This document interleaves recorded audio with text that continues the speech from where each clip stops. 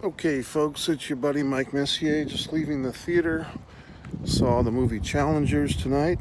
I enjoyed it. Should you go see it? Should you go not? I think you could. I think you should. It's a good, drama. It's not too dramatic, meaning that there's no big sob story going on in the world. It's really a relationship film, a love triangle of sorts, with the backdrop of professional tennis, the juniors, the college world, and then the pros, all through the eyes of the same three characters.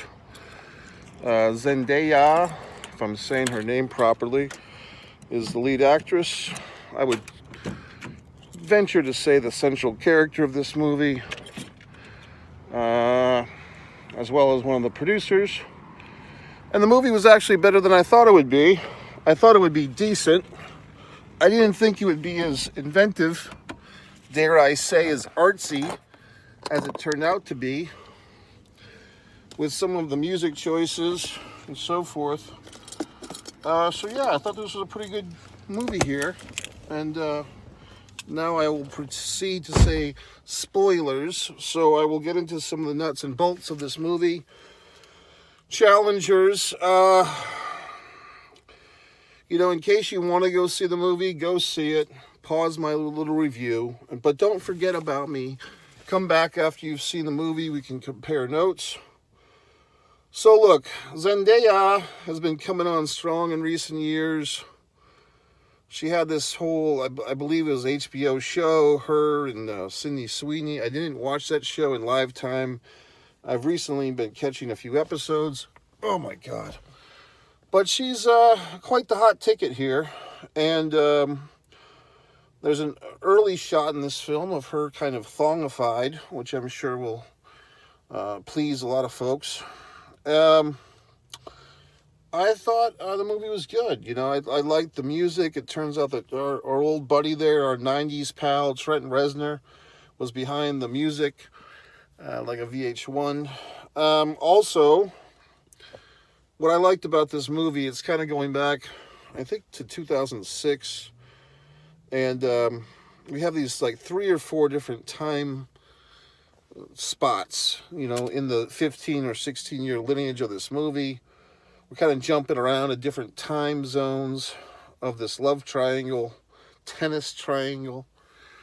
I guess you could say friendship triangle at times. All very confusing, these relationships. However, God, I wish I had a beverage right now.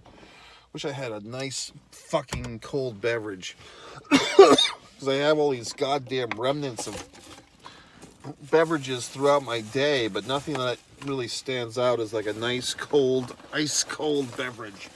But the movie was good. I mean, yeah, I guess Zendaya is kind of growing on me here. She is quite attractive. She's a great actress, and she has a very, she was in some of these Spider-Man movies too, wasn't she? So, and here she kind of, the way that the movie came out, I thought I was going to see something a little bit different. I thought the movie's storyline was that these 3 tennis people had some type of menage a trois back when they were young. And it was like something subversive, and she kind of paired off with one of the guys, and they got married and had like the kid thing and just the traditional, monogamous relationship. And then there was the shadows of this guy that they, fornicated with from years earlier that was coming back to haunt them. That's what I thought the movie was about, but in reality, they never really did have a menage a trois. They had a bit of kissing, a bit of heavy petting, as the kids say, but they did not have a menage a trois. Instead, it was more like Zendaya, her character anyway, was it Tanisha? Tamish? Whatever the fuck. She's kind of toying with these 2 white boys, as she calls them. Basically, she's toying with their emotions. She's got her fuck boy, and then she's got her marrying man, which is kind of like the hidden secret agenda of a lot of these women I hear. They want to have one guy between the sheets and one guy paying the bills. But in any event, I like this movie. I mean, I thought it was good. They make this self-referential insult to themselves over and over again. I hit a ball with a racket for a living. But I mean, this world of tennis. I'm trying to remember if there was another tennis movie 15 years ago. I think it was called Match Point. I don't think I saw it. I think there's been a couple of other tennis movies, but I don't know if this one's a really good movie for this generation. I think because at the forefront once again is this love triangle, and then the tennis comes in behind it. But the music, different songs of the last 15 or 20 years that were popular are kind of used in this movie to give us timestamps.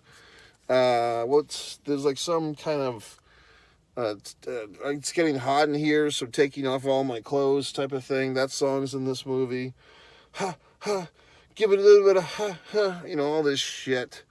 But yeah, I mean, I thought the movie was good. I mean, what can I say? It's a good movie. I like the use of like slow motion at times. Also, there were several scenes where, like, what you would call a transitional shot in most movies would just be like, someone's walking out a doorway. It's no big deal. In this movie, they pumped in that techno Trent Reznor music, bump, bump, bump. So even these like typically lame ass, boring ass, blink and who gives a fuck moment of a movie, like someone walking through a door, it's suddenly all heightened and it's exciting because they're playing this techno fucking music.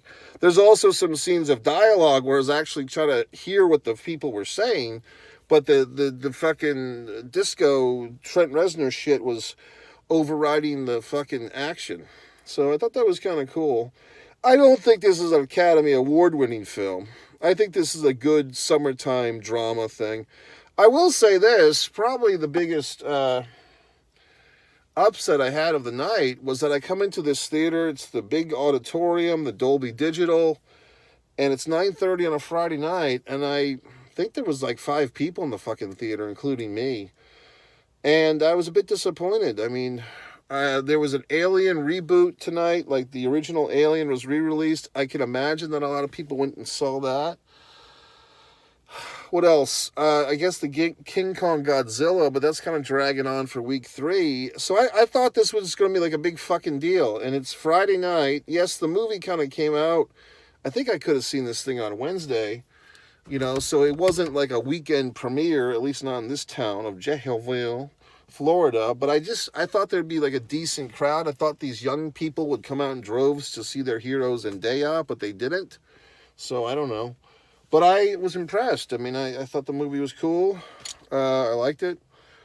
And I think that the actors did a really good job of portraying, as far as I could tell, it was the same 3 actors. They didn't have, different actors play them at different ages. But to have a nice character arc where you're going from, 18, 19 years old, 17 years old perhaps, into their, early mid-30s, I thought they all did quite well. The blonde guy actually looked like he put on some muscle mass, and but it's also, depending on the hairstyle, depending on the type of t-shirt you wear, you can kind of make yourself look a little bit different. But, Zendaya, I thought she did a nice job with the aging process, just with the acting. There was no makeup or anything, but I think they did her hair differently and the outfits and so forth. So I thought the movie was good. I mean, had this movie been made in the 80s or 90s, there would probably be a lot more skin, as in flesh, as in female flesh, most importantly. There was a few more bare penises than I was expecting in this thing. Not the main actors, but these extra guys. There's this kind of creepy shower scene in this thing with all these male genitalias coming out to play. But in any event, I thought the movie was good. I mean, like I said, this is not Academy Award-winning stuff. The content is not that significant. You know what I mean? It's not that unique. It's a love triangle with a sports background. And, you know, two guys and a girl. I think that was Robert Downey Jr., Heather Graham, and somebody else.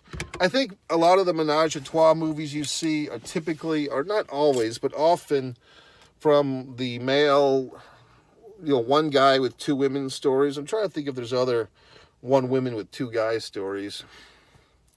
I'm sure there has been, because I think that movie, Two Guys and a Girl, a few years later, there was like a flip of that where it's like one woman with two guys chasing after her, but whatever the fuck. I know there's been other, I'm just blanking. The movie, you know, it's hearty. It's 2 hours and 10 minutes of some such thing.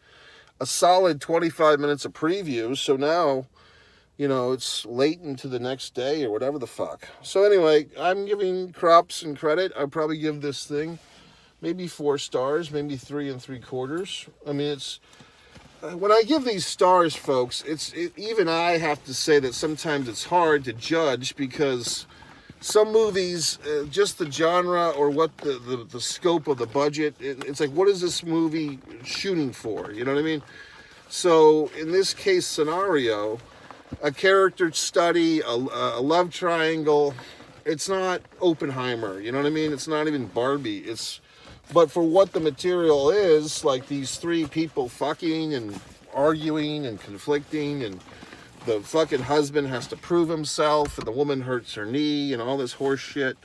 I mean, I think they did about as much as you can do with the material at hand, you know what I mean? So, in any event, I'm pretty happy to have seen this movie. I'm a little surprised and disjointed that more people didn't come to the theater, but look, I'm not getting a cut of the profits here, so why the hell should I care? But anyway, folks, go see it. Go to MikeMessier.com. Like all my things. Support all my shit. Buy my books. Go to stand me on social. Or don't. Do things or don't. Anyway, good movie. Good job.